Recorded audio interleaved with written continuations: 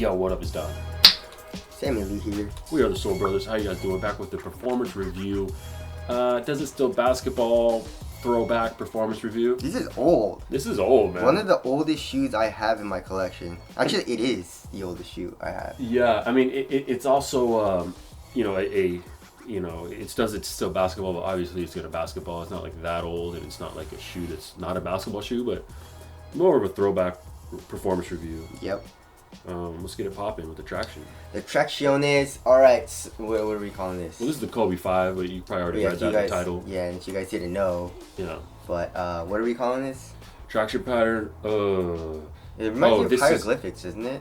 No? Yeah, kind of. You know what it reminds me of is called this traction pattern is called flatline. It reminds me of like an EKG. Oh yeah. Waveform, you know. Yeah. Yeah.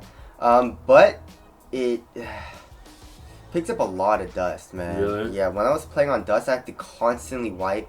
And when I did wipe, I had like 2 good stops, and I had to wipe again. Or else the traction would just slip out, you know? But on a clean court, I feel like I was getting good stops when it was clean, but it was not good on dust. I don't know if this shoe is because this shoe is just so old. It looks like the rubber is kind of deteriorating. That's how old this shoe is, right? Yeah, it does, right? It's almost starting to, like, the gray is starting to, like, yellow a little bit. So maybe that's it, because a lot of people say the Kobe 5 traction is really nice, so maybe that's the problem. I don't know, but it was pretty bad on dust. And outdoor use, it is pretty hard rubber, but it's super shallow, and then the lines are actually really, like, thin. So I don't know how good durability would be outdoors, but I speculate that it's not going to be amazing. So overall traction was it was good, but just not good on dust. And I play on a like mostly dusty court, so for me it wasn't amazing. And I'm definitely not going to have this in my rotation because of that, you know. Yeah. Right under that, we have a carbon fiber midfoot shank. Yes. That looks like a real carbon fiber. Yeah, it probably is. So that's cool. And then on top of that, we have some cushion. Yes. What is it, just Phylon? I'm not sure. But it's really soft. Really? Yeah, it's pretty soft. Yeah, and it's exposed here in the heels a little bit too. Yeah, it is. It's super soft. I don't know if it's Phylon or not. It's really hard to find info on old shoes. So I'm not sure, but it's a soft foam. And I could definitely feel a little bit of compression in the heel and stuff like that. It does say Nike Zoom in the heel also. I couldn't really feel the zoom as in like a little bounce or anything, or a zoom unit.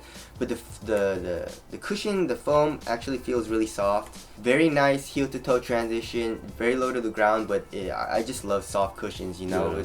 You just don't need a bounce.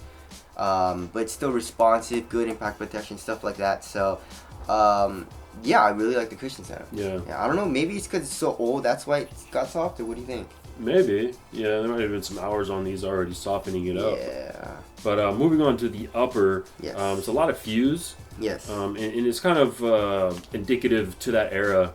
You know, there was a lot of fuse going on, especially this look with the like fly wire lines kind of perforating through the synthetic that you can see. Then you got an external heel counter that's pretty gnarly actually. It's kind of coming off too. Oh really? Yeah, but is this real leather in the toe? I'm not sure. It kind of looks like it. Maybe it is. Yeah, I don't know. But it is fused, and then the black parts also are fused. But it's actually a really nice material. I'm not sure if it's super because it's super broken or anything.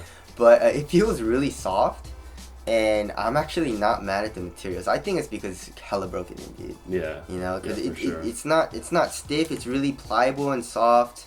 It's very thin too. The good thing about these kinds of uppers is like they're very thin and very supportive. Exactly. At the same time. Exactly. Which is pretty hard to do with a knit nowadays. You know, which is kind of like the main go-to right now. But yeah, I really like the materials, and it is kind of like a tech fit booty where there is a tongue, but the tongue is attached to like a mesh material that is attached to an underlay that goes underneath the synthetic material. So it's not the tongue isn't independent. So I didn't know that old shoes did this. Like the Kobe 5 did this. Yeah.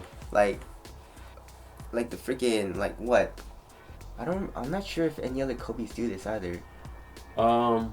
I mean, I'm not sure if any other Kobe's have like an independent tongue. Yeah. I'm trying to think, but anyways, yeah, I really like the materials. And moving on to fit, I did go true to size, and it does run true to size. Width is on the normal side, and there is really no dead space, so fit was really good for me. So there's that. Okay. So support. Support was good. Right. Yeah. I love how much support you get from these materials. But yeah, once you break it in, it gets really soft and very pliable. So. And lockdown. Lockdown was very good too.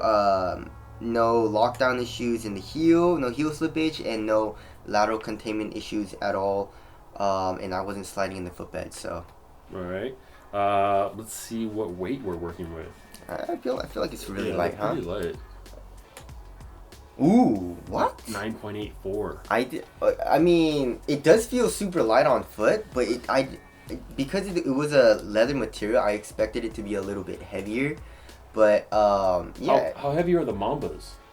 Like 8, Right. 8 ounces or something like that. Yeah. This was like 9.8 or something, right? Yeah.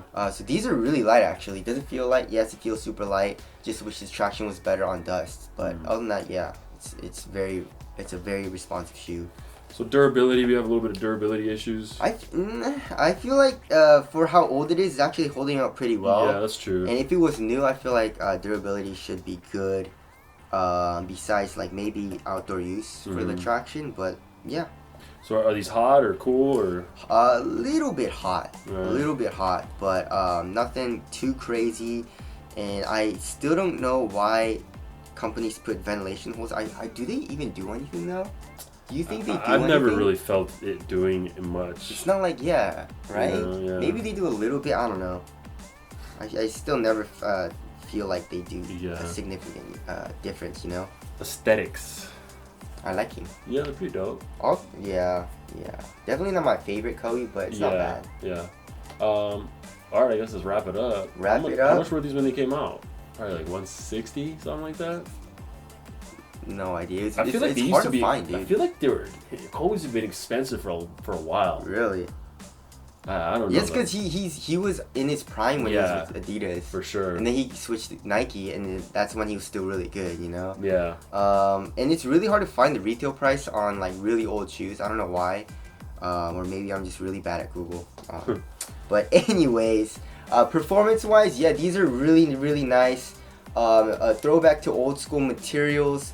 You know, I kind of miss like leather materials in the sense where it gives you a lot of support, but once you break it in, it's really soft and pliable. Yeah. But I don't like how a lot of times it's really hot.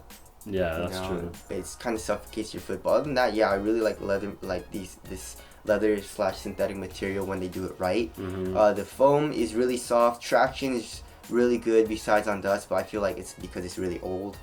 And fit is really nice and stuff like that. So, yeah, I mean, I guess even back then, even 8 years ago, you know, they were still killing it with the performance, right? And even looking back 8 years, technology really hasn't changed too much. There's still zoom, there's still foam, the traction, you know, I don't really think it's gonna change. Yeah. Just the materials changed a little bit, but you know, sometimes they, you know, it also is less durable because of the leather, you know, and stuff like that. So, but this is also near the beginning of bringing back low cut basketball shoes, right? What was the first Kobe to be low? The 4?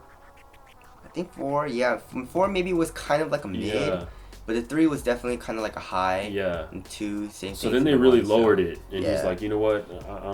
I want it to be more like a soccer shoe. Exactly. You know, and I need ankle mobility in. And it changed and everything. To this day, it's still lows are very, very prominent. You know, it's some like of the best main shoes. Thing, yeah. So, anyways, throwback review. Does it still basketball? Yes, it does it very, very well. And these are really, really nice performers. So if you can get your hands on a pair, go ahead and get a pair. So I really don't think there's a horrible performer in the Kobe line. Maybe like the 10s, but they're still like not bad.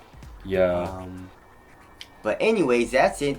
Hope you guys enjoyed the video, and we'll see you guys next one. Later.